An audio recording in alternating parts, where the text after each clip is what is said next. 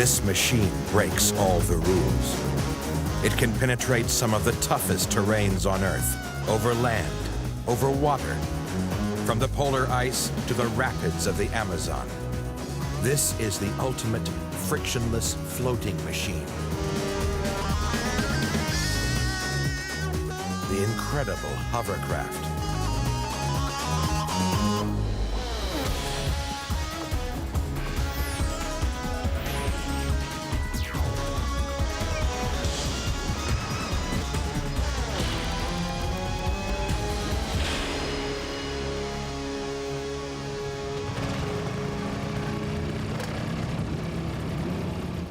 Hovercrafts are fast.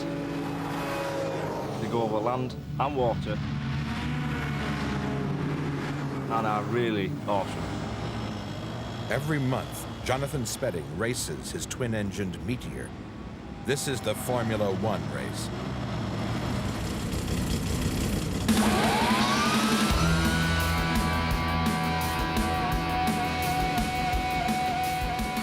The hovercraft rides on a cushion of air. It can handle almost any terrain. The craft barely touches the ground as it passes, and on water, there is almost no ripple in its wake.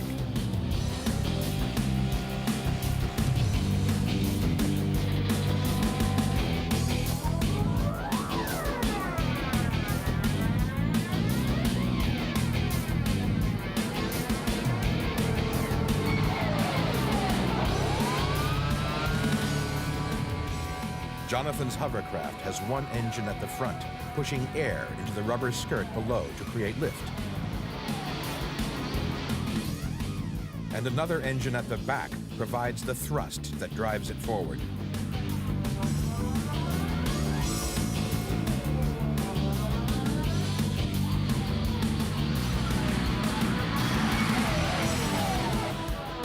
He steers by controlling a rudder right behind the drive fan. But he also uses the weight of his body to move the craft from side to side.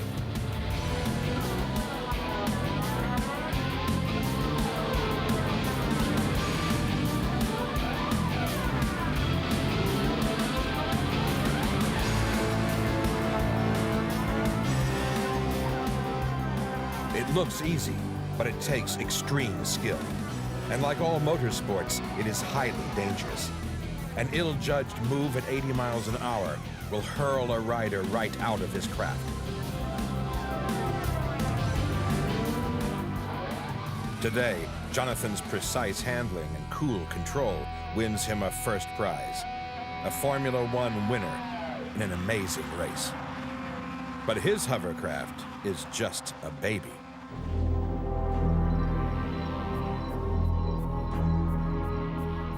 Large hovercraft can hover up to 16 feet above the ground. These vast machines are capable of tackling the toughest terrain.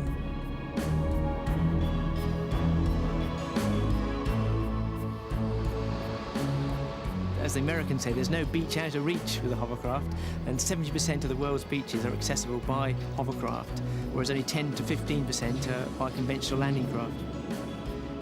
They excel in conditions that would destroy other vehicles. They're more versatile than a boat, cheaper than a helicopter.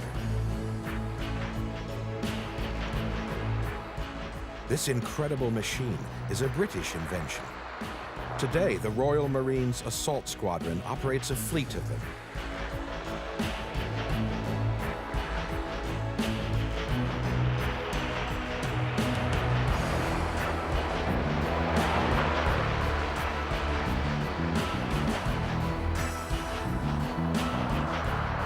Lieutenant Richard Thurston is in command of the fleet. I think they're great. I think they are one of the best bits of kit going. There are things that you can do with hovercraft that you just cannot do with any other craft.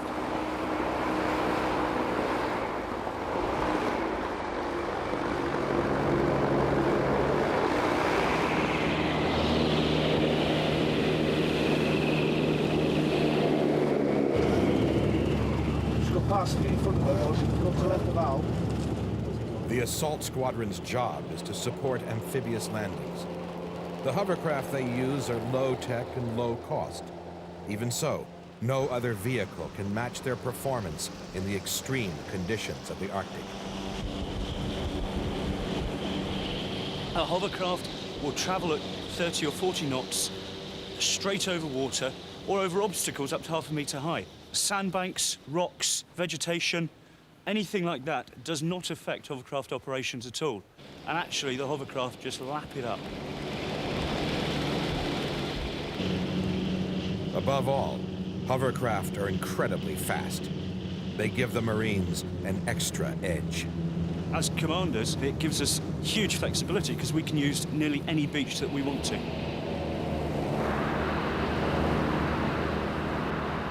On ice, they can travel even faster, up to 70 miles an hour. The last thing we actually want to do is drop our troops into the water and they have to wade ashore. They start off whatever operation, wet and cold. A hovercraft can take them to the top of the beach quickly, easily, drop down, they unload their kit and off they go.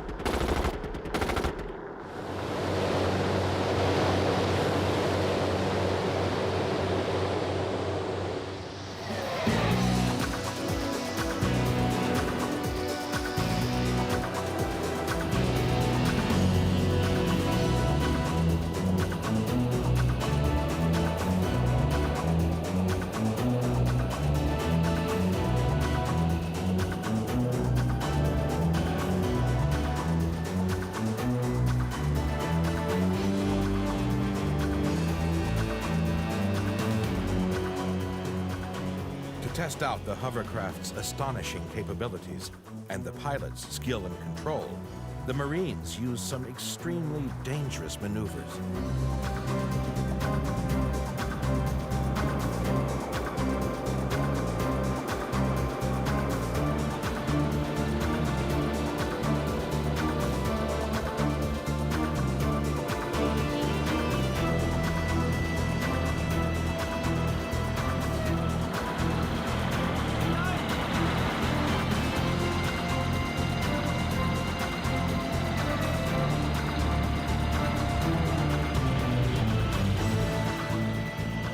For the Marines, these are machines with a future.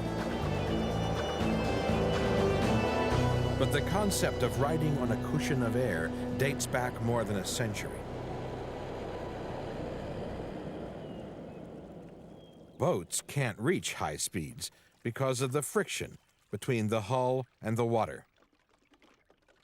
In 1877, John Thornycroft, a brilliant British boat designer, suggested that trapping air under a boat might reduce the friction problem. He tested his idea with a scale model of a flat-bottomed boat with a recess underneath. Air trapped in the recess lifted the boat almost out of the water, increasing its speed. Later, he built a much more complex model, using a clockwork mechanism connected to bellows. The bellows pumped air underneath the boat. As it passed through the water, the air acted as a lubricant, reducing the boat's friction and once again increasing its speed. Sadly for Thornycroft, his boat needed better engine technology than existed at the time. The patents were never exploited. Over half a century later, another inventor took up the challenge and built the first full-sized hovercraft. That man was Christopher Cockerell. His dedicated belief in the air cushion principle earned him a place in the history books as the inventor of the hovercraft. When he unveiled the first prototype of his extraordinary machine, the press was amazed. The headlines called it the flying saucer. But they did not believe it could possibly work over water. So the scientists took it out onto the bay for its first ever flight over the sea.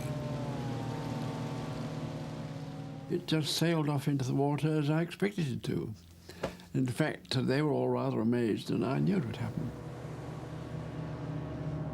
Cockerell was a well-respected engineer. He already had many patents to his name.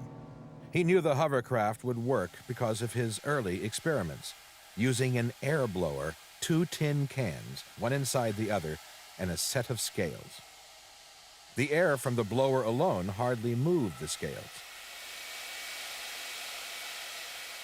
But if you expand this by turning it into a circular jet, so that the air comes out in a thin curtain of air like that, then and this will support a bigger load as a hovercraft than using just a straight jet. In 1955, he built a prototype to prove his theory. Once he was sure it would work, he tried to market his idea.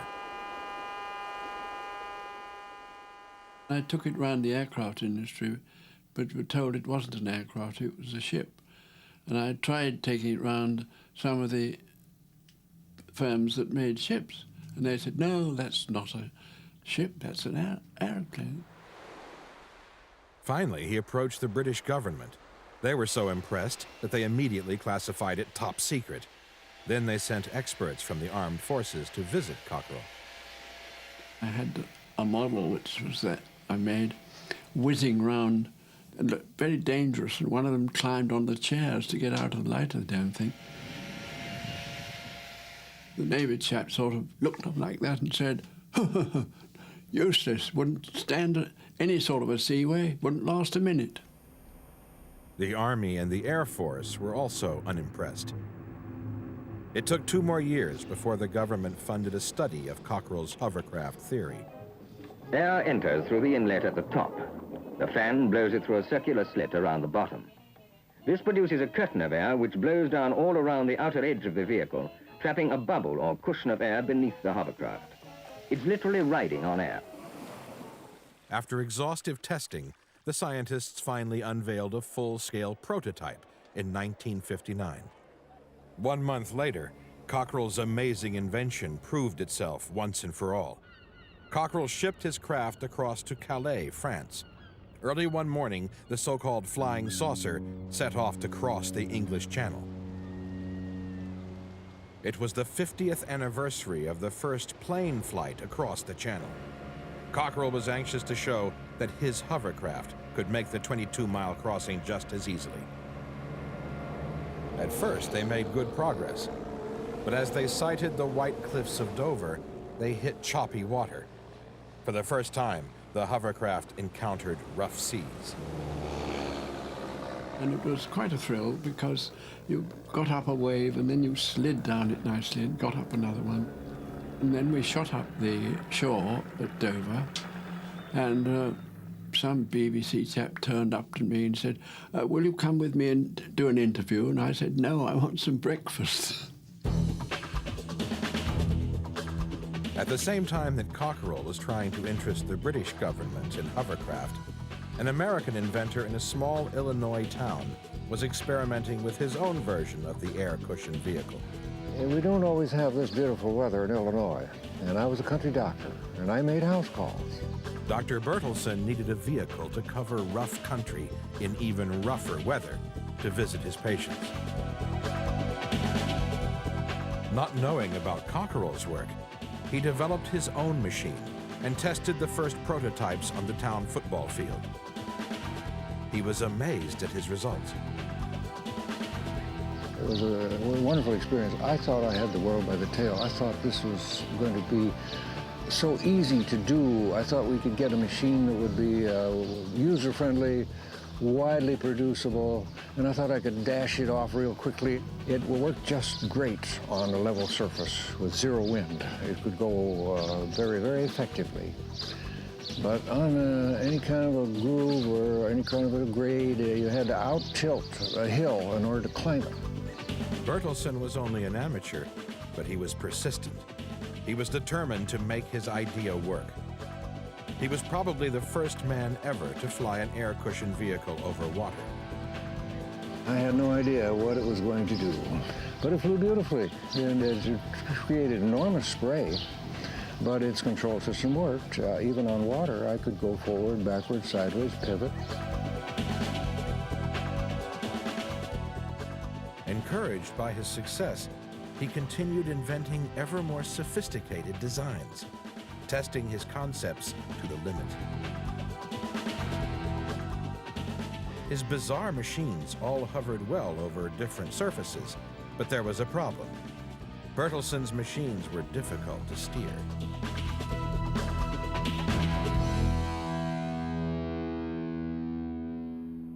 Back in Britain, Cockerell scientists were also having problems. Their craft did not perform well on high seas or with obstacles more than 10 inches high. They built a new research craft to investigate the problem. Like Bertelson, they found that it was extremely difficult to control the craft's direction because the hovercraft followed the contours of whatever surface it was on. Then they made a breakthrough. Their new idea was the skirt, a flexible rubberized extension below the craft. It adjusted closely to uneven surfaces and created a good seal for the air cushion. This also increased the hover height of the main body of the craft above the surface, improving its maneuverability.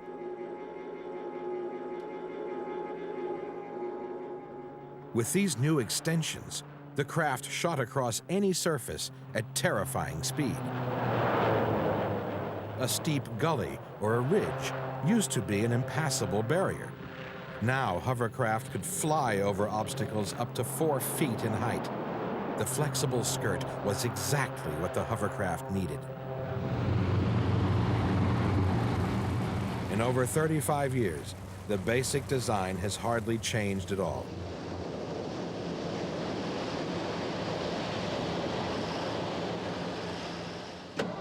When a hovercraft starts, fans drive air down into a flexible tube of skirt around the edge of the craft.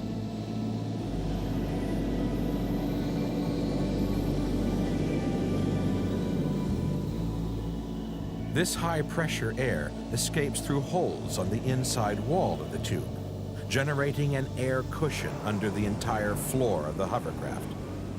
The skirt holds in the air cushion exactly the same way as the can in Cockerell's original experiment.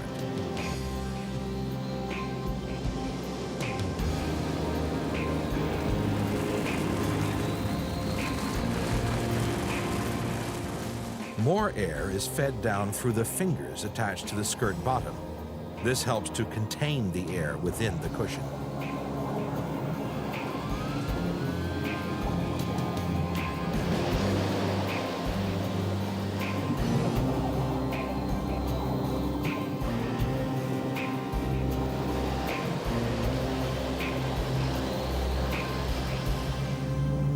By the early 60s, designers had finally perfected their machine. The British military, who had once been so skeptical, immediately started testing it. Straight from the beginning, the military could see the application of hovercraft. They weren't sure if it was going to be Navy or Air Force or Army, so they all had a go. They set up an inter-service hovercraft trials unit, and they sent hovercraft to every corner of the world in every environment, and really put hovercraft through their paces.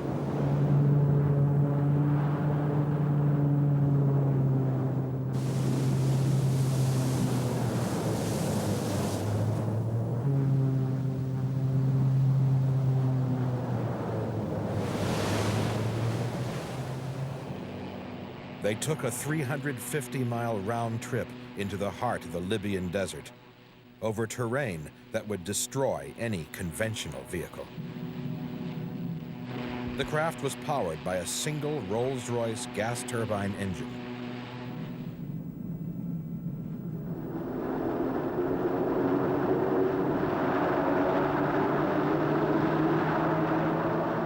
The sand wore down the edges of the skirt and clogged the engine intakes.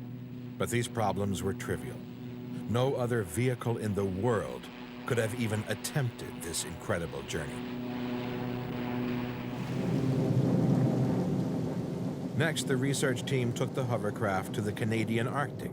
Once again, the craft amazed them. Over the swept surface, maximum speed exceeded 60 miles an hour. At an all-up weight of 16,000 pounds, short slopes of 1 in 3 with a vertical height of over 17 feet were negotiated.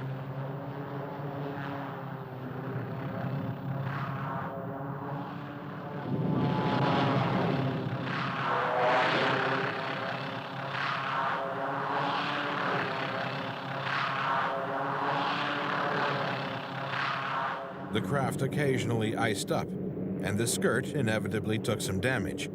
But the hovercraft completed another torturous journey with ease.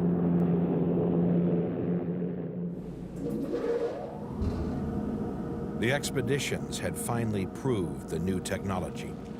The designers developed new hovercraft specifically for military applications. Armed forces around the world wanted them, impressed by their amphibious capabilities. The manufacturers were overwhelmed with orders.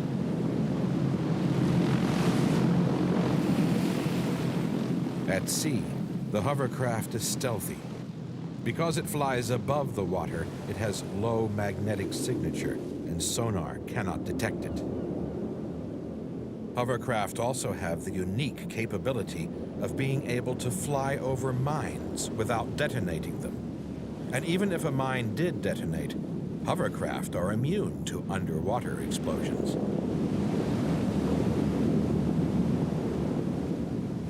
Incredibly, they are also safe from landmines. Their minimal pressure on the ground gives them almost complete immunity. Hovercraft are the only vehicles capable of fast amphibious assault, landing troops dry and ready for action. In the Far East, the British military used the hovercraft's unique amphibious capabilities to patrol land accessible only by river, navigating rapids with ease, and opening up once impenetrable parts of the jungle. In the Bay of Hong Kong, the Royal Navy maintained night and day hovercraft patrols to intercept and deter the illegal immigrants. The presence of these intimidating machines also deterred drug smugglers. But despite people's enthusiasm and the success stories, no one was improving the technology. New hovercraft were no better than the generation they replaced. Then the U.S. Navy got involved.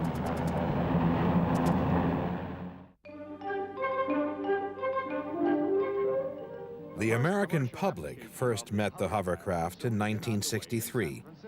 It was used as a ferry, carrying commuters across San Francisco Bay. It attracted enormous interest and rapidly became a popular way to travel. The backers of the new commuter line are optimistic over the future of their service. They feel that the low-flying hovercraft have a high-flying future.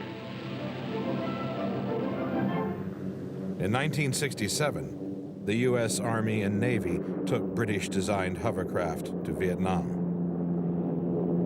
This war machine could go places no other vehicle could.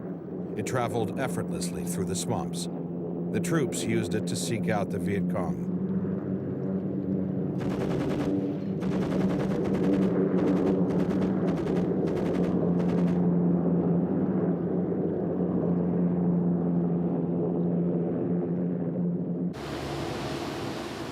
But during the 1970s, America took the technology from the British and built the next generation of hovercraft.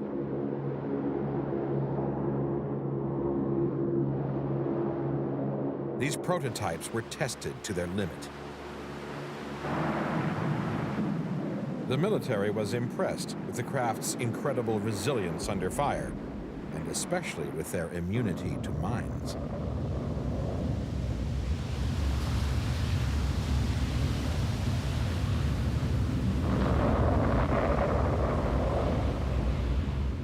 They also performed well in the most extreme environments.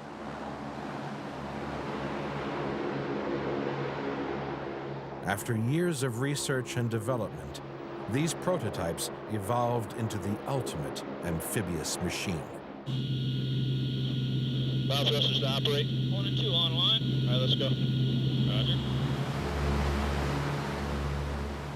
This is the state-of-the-art hovercraft, known as the LCAC, or Landing Craft Air Cushion. I think that the British have taken the hovercraft to one level, and we've taken it from there and just moved on with it.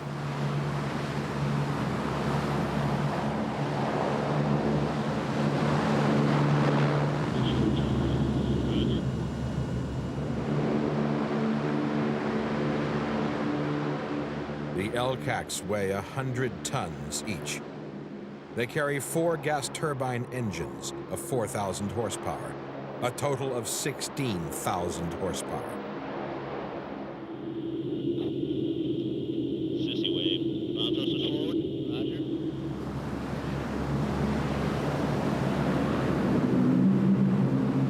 No visual. I got a visual. Got it. Another sailboat. Got a contact to the north at 045. 3 miles. No visual. This is the lift fan module. You have 2 lift fans on either side of the boat. They generate all the air that gives you lift and some propulsion. Right here you have the gearbox and the hydraulic system. The engines sit perpendicular to the drivetrain. The filtration is a lot like a helicopter. Marine gas turbines don't like dirty fuel and they don't like dirty air, so the filtration system is designed to take out everything under the sun. The prop is carbon fiber. It's 18 foot in diameter and it's shrouded by aluminum skin that you can see. Behind the prop is a set of 2 rudders. Those are what's used to steer the after end of the boat along with variable pitch propeller.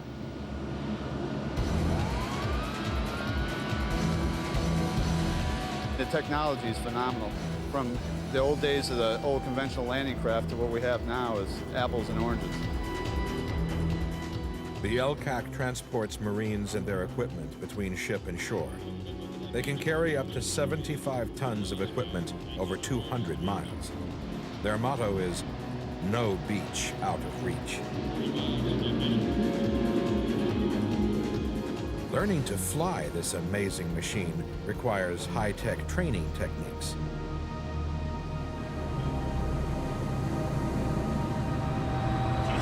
Ships on 270. 266, your head. This LCAC simulator cost $30 million. The computer controls in the cockpit use fly-by-wire, the same technology that operates an F-14 aircraft.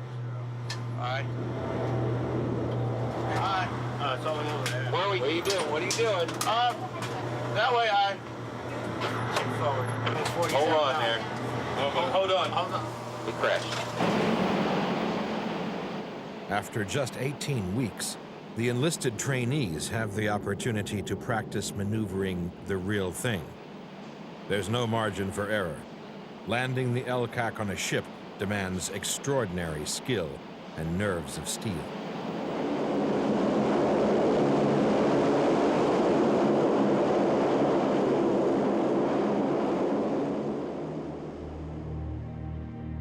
The Navy has commissioned 91 LCACs, divided into 2 assault squadrons. This base on the west coast houses half of them. It covers 45 acres and holds 750 personnel. Each craft costs over $23 million.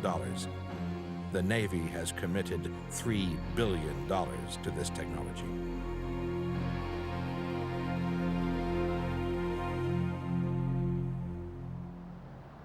Before, it used to be only pilots that could get all the glory, and now you have enlisted guys that are flying something that costs as much as an F-14 does. So I went from being low man on a totem pole to being one of the front runners in technology.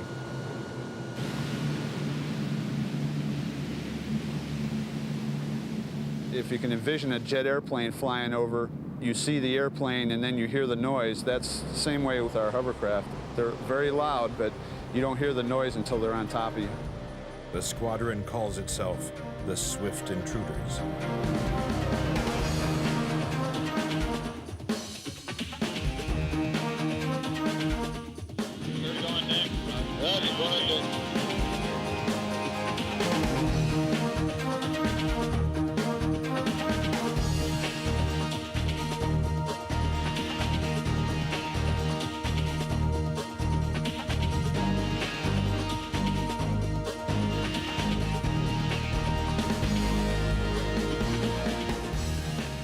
LCACs have seen action in the Gulf War and in Somalia, where they withdrew the UN troops.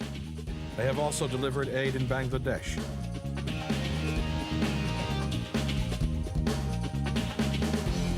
The hovercraft, a cutting-edge war machine.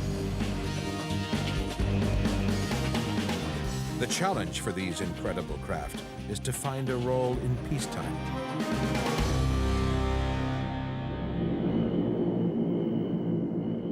In 1962, the first ever experimental passenger hovercraft went into service, ferrying people from the seaside town of Wallasey in England across to Wales.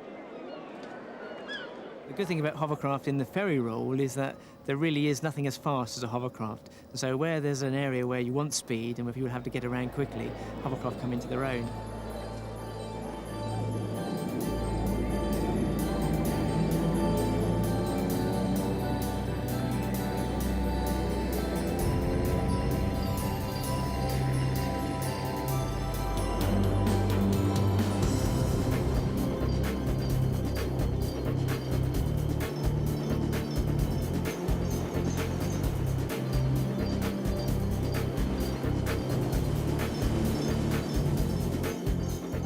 The craft traveled at over 70 miles an hour. The 40-mile crossing took just 25 minutes. Things like turnaround times become a big difference with hovercraft. They can just fly up the beach, there's no docking involved, and the hovercraft straight up, unloads, and it's off again. The experiment was a success. 3 years later, the first scheduled commercial service began, running from the British mainland to the Isle of Wight. It was an instant hit with commuters. Nothing special about my job. I go to the office every day like lots of other people. Only down here, we commute by hovercraft. Just like getting on a bus.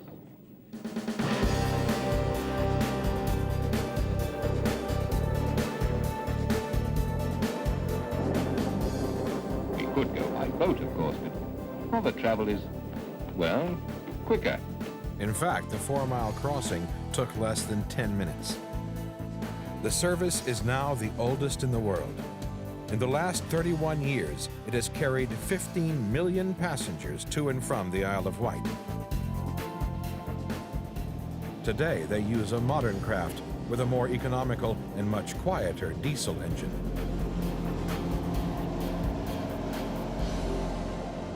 But there's nothing quiet about this monster.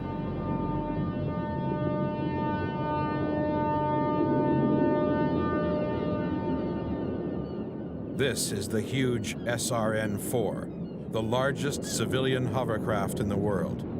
It crosses the channel from England to France. 10-5 in the front, David. 5 in the front. Just turn out full control. Get them. About westerly 21. Westerly 21, thank you very much. It can carry 384 passengers and over 50 vehicles. It's 91 feet wide and 185 feet long. It weighs over 300 tons. Its massive engines drive the world's largest propellers, 21 feet in diameter.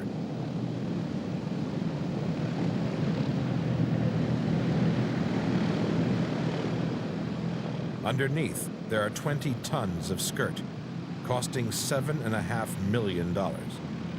At 16 feet, it also has the deepest hovercraft cushion in the world.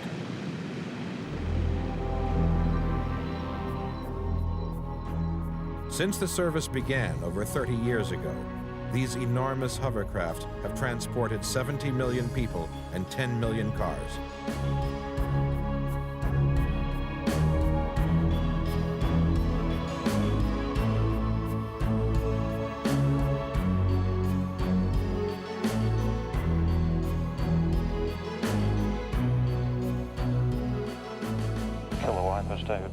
The controls are more like a plane than a boat, but they have a logic all their own. The controls are quite simple. In order to move the craft bodily to the left or to the right, I would move the hand wheel to the left or to the right.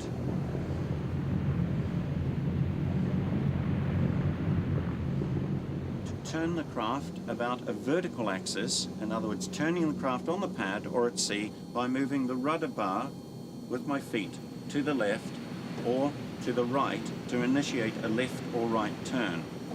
I can, however, additionally turn the craft by use of differential pitch on the pitch levers here.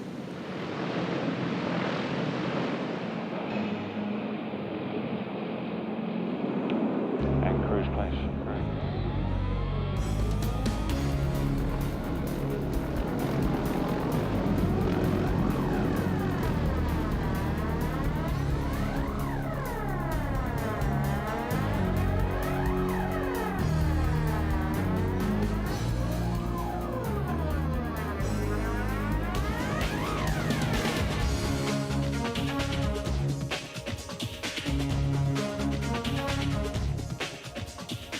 It's very challenging because no 2 days are the same, but I have to say that I've been doing this for 20 years and I feel more happy going at 60 knots than I do at 16 knots.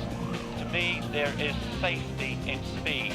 You can outmaneuver any other traffic in the channel. The analogy is you being stuck in a traffic jam or a tailback of some sort and you're on a motorbike and you just weave in and out of the stationary traffic. Avoiding other traffic is critical. The English Channel is the busiest sea lane in the world.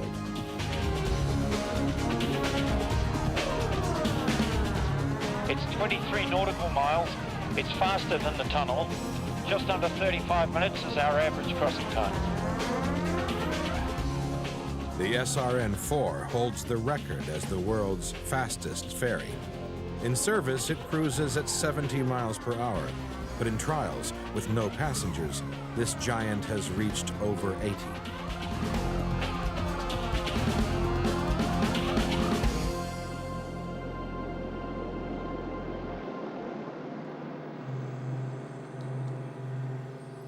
Every night, technicians raise the craft onto ramps and inspect the skirt for damage.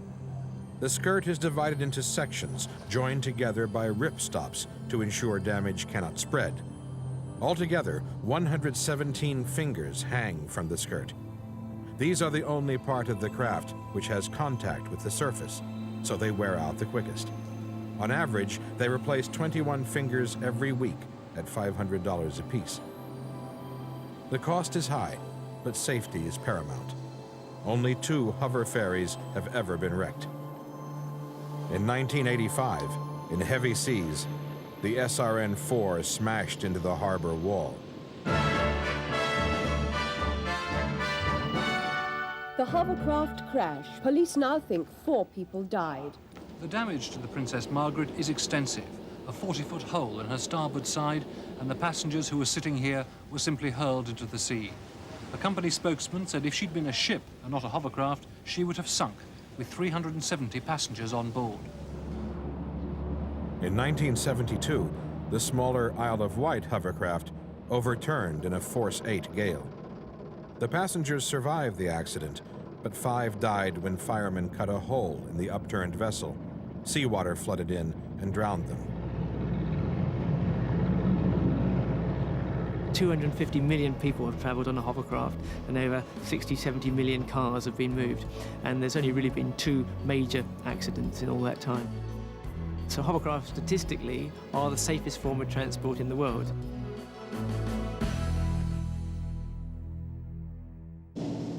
Safest and also the most versatile.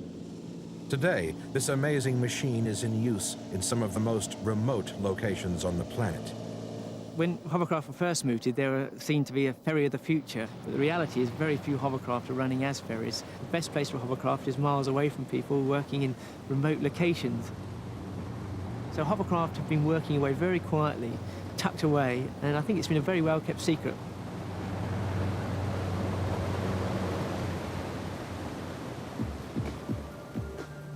Hovercraft are in active service all around the world.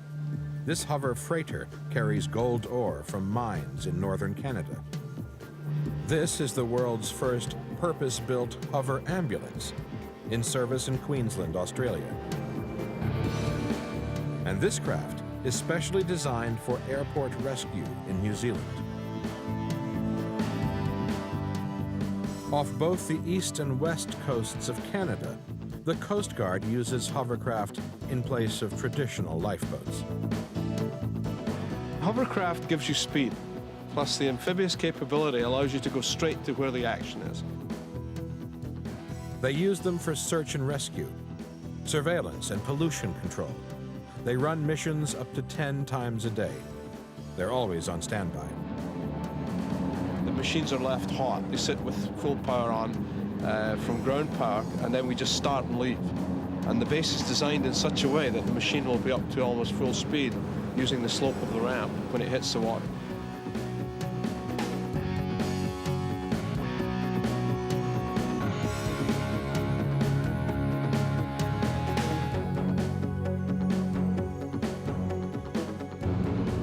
Hovercraft are especially useful when the sea freezes over. Coast guards would otherwise be unable to operate at all.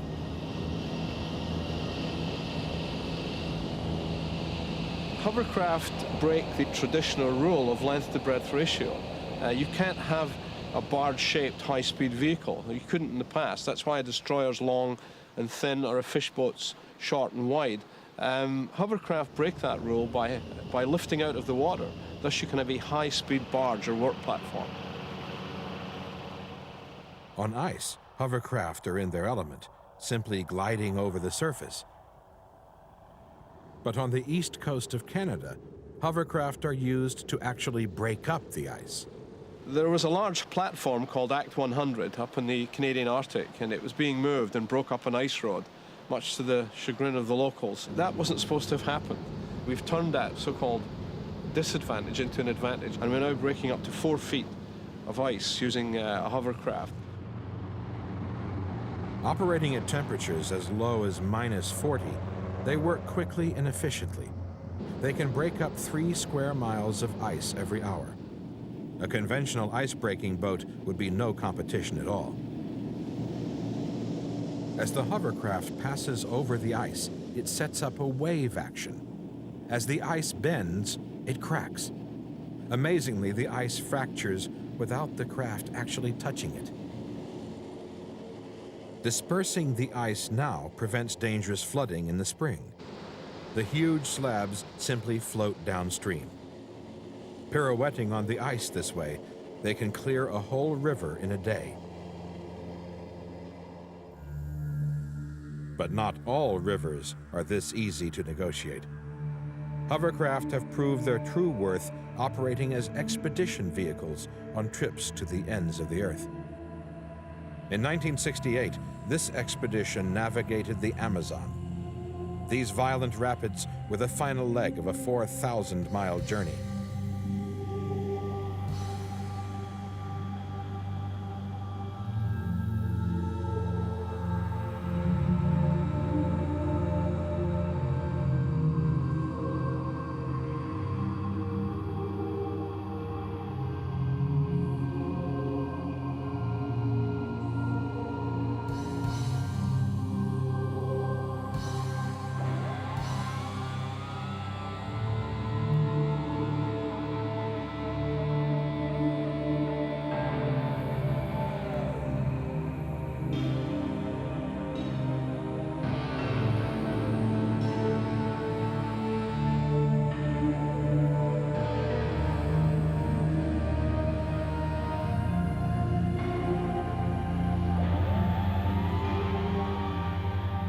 They knew that no powered craft had ever shot these rapids and survived. The explorers had staked their lives on the abilities of this amazing machine. It's not what the hovercraft is, which is spectacular. It's where the hovercraft can go. It can go to places where people just cannot reach. Over the last 23 years, Mike Cole has completed 5 expeditions, taking his hovercraft all over the world. He was the first man to explore the upper reaches of the Amazon in Peru, working against the current. Once there, he set up a hovering medical service. It's a communication link to link the isolated, you could call them the disenfranchised people, the people who never get aid, to link them into the sources of help. His latest journey was the most extraordinary. Mike and his crew set out to cross Central America in their new, sturdy Griffin hovercraft.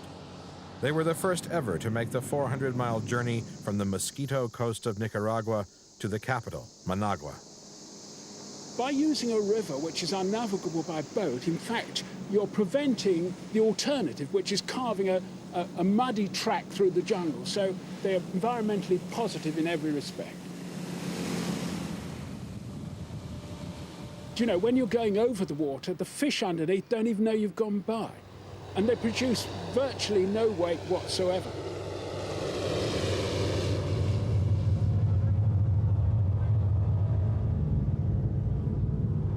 We hit about 4.5 miles of leathery lechuga en route to Managua City, and the hovercraft showed its unique capability. We got over the top and went on towards the city.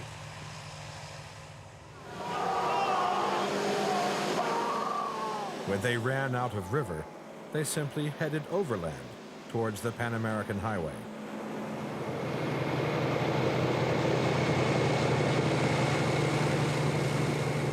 We did have a problem because the Pan American Highway, being a first-class road, was cambered. And of course, the hovercraft follows the camber of the road. So we did just have to tether it for a little way and give it a helping hand.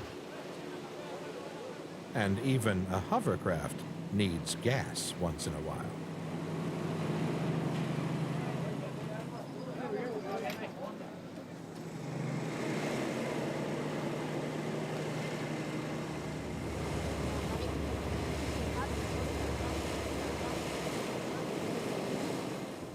All across the developing world, there are situations where this unique British invention can make all the difference to the standard of living of very isolated people. But the countries who need to buy them do not have the hard currency to do.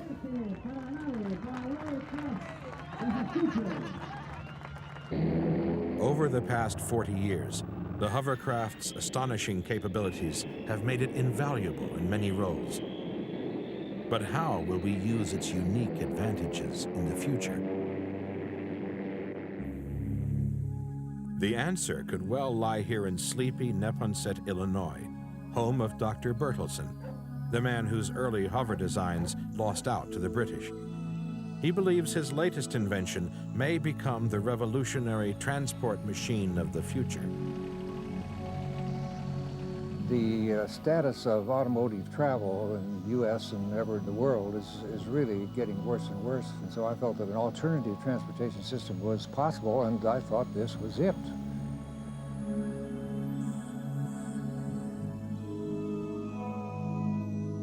Guidance is the thing that is lacking in wheels, and we have guidance.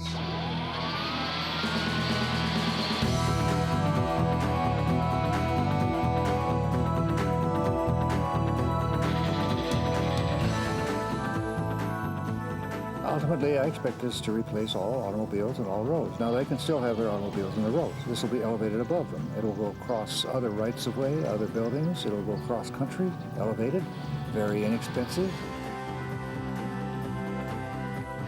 Automation means that you do not have to drive. And if you're free of actually driving the machine, it could be programmed to go anywhere.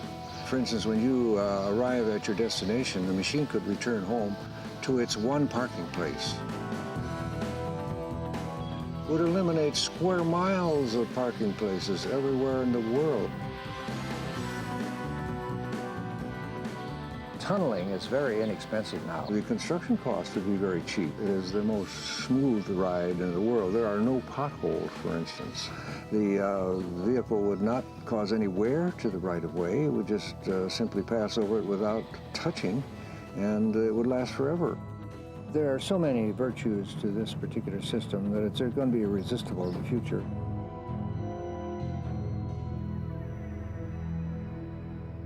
But at present, the U.S. Navy are the ones with a vision of the hovercraft's future.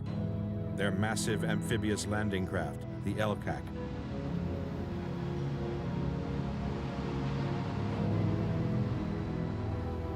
For Britain's cross-channel ferry, time is running out. Despite their speed, there are no plans to replace these two aging giants. The service will continue only as long as the spare parts last. To mark their long and inspirational reign, The huge craft celebrated 30 years of service by carrying their most dedicated supporters out to a sandbank in the middle of the English Channel. Some of them brought their own hovercraft.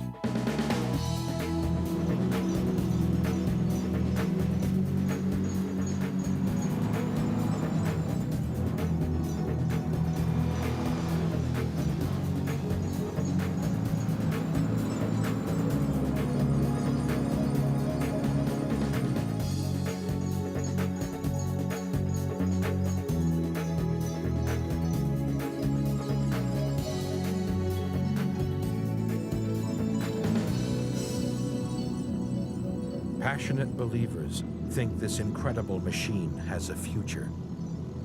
Maybe the golden age of the hovercraft is yet to come.